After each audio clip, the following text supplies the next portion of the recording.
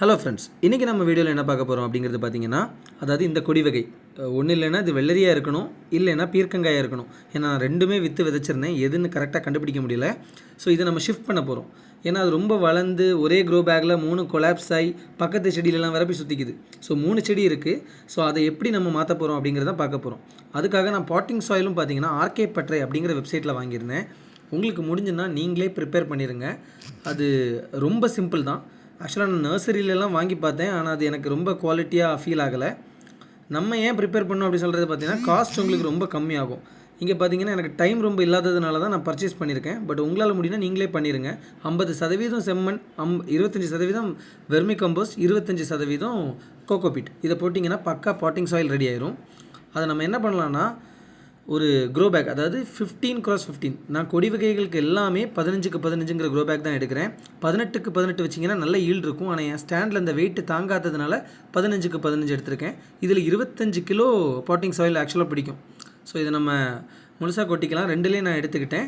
2 தான் நம்ம இன்றைக்கி மாற்ற போகிறோம். ஏன்னா 2 க்ரோ பேக் தான் இருக்குது. அதில் நடுவில் இப்படி ஒரு சின்ன குழி எடுத்துக்கோங்க. ஏன்னா நம்ம அதை ஷிஃப்ட் பண்ணும்போது கரெக்டாக கொண்டு போய் உள்ள சென்டரில் ப்ளேஸ் பண்ணுற மாதிரி ஒரு சின்ன ஹோல் இப்படி எடுத்துக்கோங்க.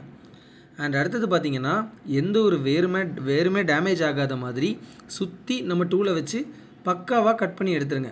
அதாவது பக்கத்தில் உள்ள செடியும் டேமேஜ் ஆகாமல் கரெக்டாக அந்த மண்ணை கொஞ்சம் ஆழமாக தோண்டி எடுங்க. ரொம்ப சுருக்கமாக தோண்டிங்கன்னா என்ன ஆகும்னா வேறு டேமேஜ் ஆகிறதுக்கான சான்சஸ் இருக்குது. அதை அப்படியே எடுத்துகிட்டு வந்து நம்ம அந்த தோண்டின சின்ன குழியில் உள்ளே கரெக்டாக ப்ளேஸ் பண்ணி வச்சுருங்க.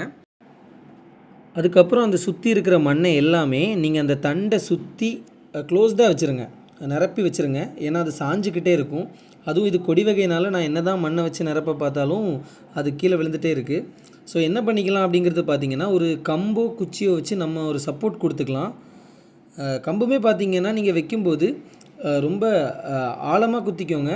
அண்ட் அது மட்டும் இல்லாமல் ரொம்ப டைட்டாக கட்ட வேணாம். ரொம்ப டைட்டாக கட்டினீங்கன்னா அது வளரும்போது அந்த ஸ்டெம் என்னென்னா ரொம்ப டைட் ஆயிரும். ஸோ அதனால் நம்ம என்னென்னா ஒரு ரொம்ப டைட்டாகவும் இல்லாமல் லூஸாகவும் இல்லாமல் ஒரு நிலையில் கட்டி வச்சுக்கலாம்.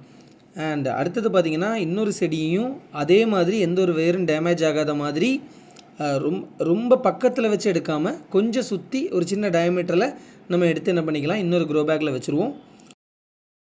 அண்ட் இதையுமே நம்ம ஒரு கம்பு வச்சு சப்போர்ட் கொடுத்து ஸ்டாண்டில் வச்சிடலாம். ஸ்டாண்டில் வச்சு நம்ம பந்தல்லையும் படர்த்தி விட்டுருவோம். இனி எப்படி வெஜிடபிள் தருது, க்ரோத் எல்லாமே நான் கண்டினியூஸாக அப்டேட் பண்ணுறேன். Stay tuned. தேங்க்யூ.